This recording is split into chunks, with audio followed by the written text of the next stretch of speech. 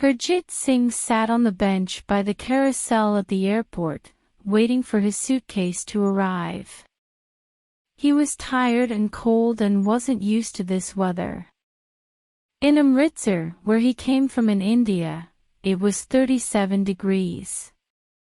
In Paris, it was just 14 degrees. His father called out to him, "Hurry up, Harjit. The driver can't wait for much longer just for you." Harjit was a little upset. He didn't want to come to Paris. He wanted to stay in India with his friends, but because his father had received a job offer in France, they had to leave India and make a new start.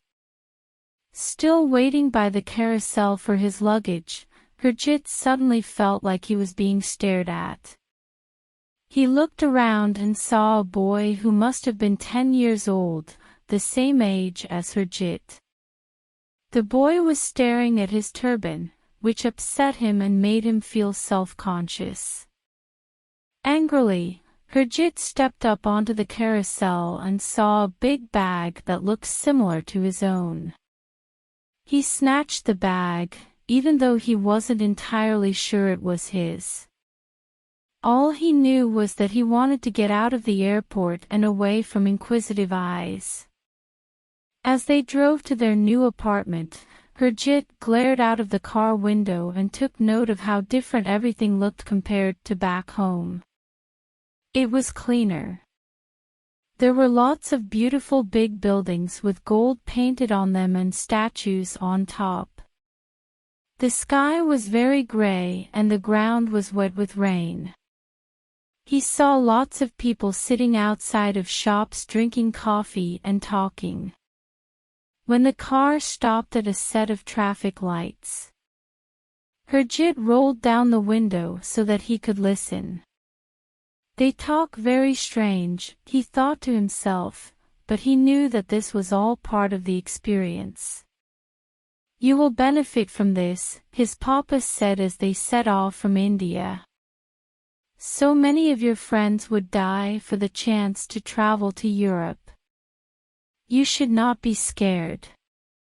It is an adventure." As the car rolled on, Harjit realized that there was a strange sort of silence on the road. The cars are not beeping their horns at each other in Paris, he thought. There are a lot of cars, but they're all moving in neat lines, all in separate lines. The cars aren't getting stuck at all, they just keep moving. It is not at all like this in India. They continued to drive through the city and soon they passed a strange, imposing metal building where lots of people were standing and taking photographs. "I wonder what that is. Maybe it's something like the Golden Temple or Taj Mahal, where people from all around the world come to take pictures." Suddenly the car stopped as a man on a bicycle crossed the road in front of them. The man waved to say thank you and the young boy had to laugh to himself. This is a very strange country, he thought, where cars stop for people to cross the roads. The family soon arrived at their new apartment and Harjit's father told him that he must go to bed very soon as it was already late and he must enroll at school the next day. Harjit sulked off into his new room and closed the door behind him. But as soon as he was inside, the young boy was once again amazed at his new surroundings. The room was extremely large with huge windows all along one wall.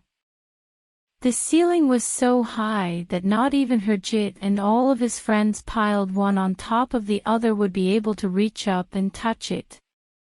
This thought also saddened the young boy because it made him miss his grandparents and his friends.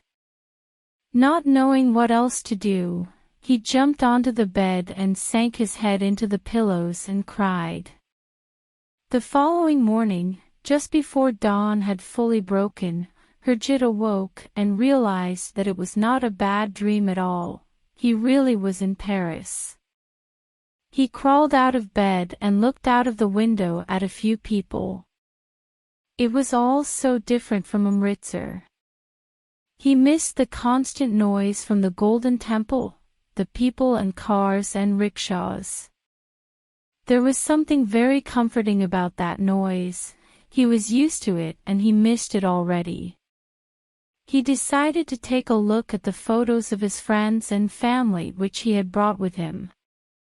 He sat on the floor and crossed his legs and pulled his bag towards him. But just as he began to unzip the bag, he noticed that it had a small keyring attached to the zipper in the shape of a tall building that he saw the previous evening on his drive from the airport.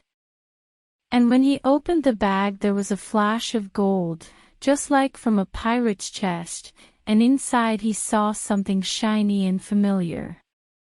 The bag contained an icon of the Golden Temple and one more of the Taj Mahal.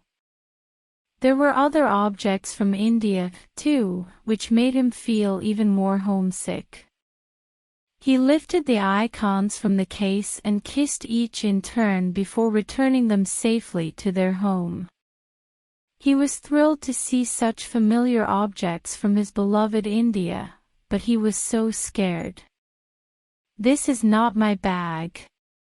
How am I going to tell Papa that I took the wrong bag from the airport? Suddenly a voice called out from the hallway. It was Harjit's papa. Harjit, wake up, my son, it's time to get ready for school. I hope you are excited about making new friends, learning a new language and trying new food. There is so much for you to experience. Harjit's father appeared in the doorway with a big smile on his face. Do you remember how we talked about this? He asked his son. This is very exciting for you. Harjit looked up at his father with sad eyes. But, Papa, yesterday the boy at the airport was staring at my turban. What if I have to cut my hair? People here don't smile very much and everyone talks, but I don't understand what they are saying. They do not even speak much English. Which I might understand better because I learned that at school. I just want to go home. I don't even have my own clothes because I took the wrong bag from the airport. With his last confession, Harjit ran towards his father and began to cry in his arms. Don't worry, son. You wait and see. Today will be fine. You must be brave and have confidence and believe in yourself. Now get dressed and come down and have some breakfast with your mother and I. I shall ring the airport and we shall soon have your bag, too. You will see. When breakfast was finished, Harjit was in a much better mood. He kissed his mother and dashed out of the door into the car so that his father could drive him to school. When they finally arrived, Harjit noticed lots of children standing outside of the school gates. They were all dressed in smart uniform, all spoke French, and not one of them was wearing a turban. The young boy suddenly felt very nervous again. When his father noticed this change of mood, he held out his hand to his only son and said, Come on, let's go inside and take a look around. We have nothing to lose in just looking. And he smiled as he said this, like it was all a big adventure. This made young Harjit feel much better. As they walked down a long corridor, Harjit noticed lots of pictures of the big metal building pinned to the walls all around. He thought about the little keyring on the bag and all the people taking pictures with their cameras the previous evening as they drove past from the airport. This building must be very important here, Harjit thought to himself.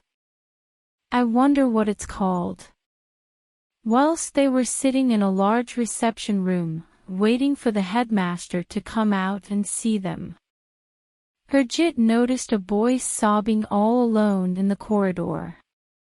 "That is the same boy that I saw at the airport yesterday," thought Harjit, barely able to contain his surprise. "That is the boy who was staring at my turban." Harjit pulled on his father's sleeve. "Papa, look, look. That is the boy, the one who was staring at me yesterday." "Then why don't you go and say hello?" his father suggested. "Some people are just curious. They don't mean any harm." Harjit decided to be brave, and so he walked up to the boy and smiled. The boy stared at Harjit and looked a little bit embarrassed that he'd been caught crying. "Hello, my name is Harjit. I arrived from India yesterday. Do you speak any English?" The boy hesitated for a moment and then he said, "I do speak a little English. I am Pierre." "Why are you sad, Pierre?" Harjit asked.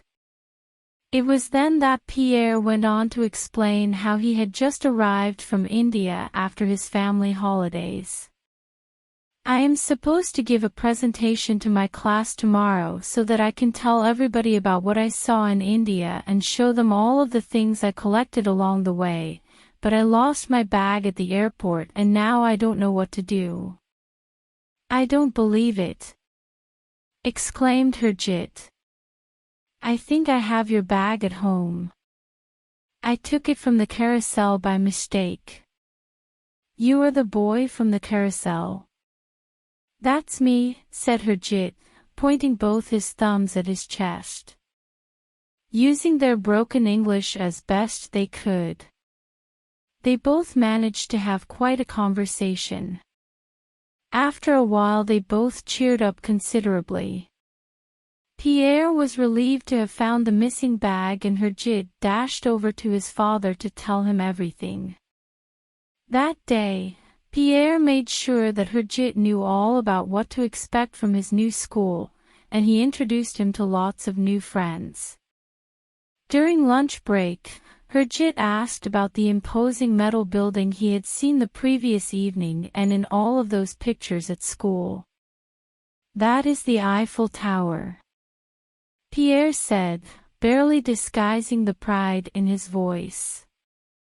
"It was originally built for the World Exhibition to celebrate the French Revolution, but these days it is an amazing tourist attraction, and my mama says that it is one of the most romantic settings in all over the world." At the end of the day, Harjit arrived home to tell his parents of his wonderful experience and all the things he'd learned and shared. "Papa, I didn't think that anyone would be interested in what I have to say or where I come from, but I was wrong and you were right. It is an adventure." That night, as he stretched out in his new bed and listened to the gentle rumble of cars in the street below, Harjit was almost too excited to sleep. Pierre had asked him to stand up in the class the next day and help explain all about India. He had met so many new friends and he looked forward to learning about life in France and speaking a new language. He still missed home. But he had begun to understand how a little courage, a little understanding and an open mind could help him grow as a person. This was indeed the start of a whole new adventure.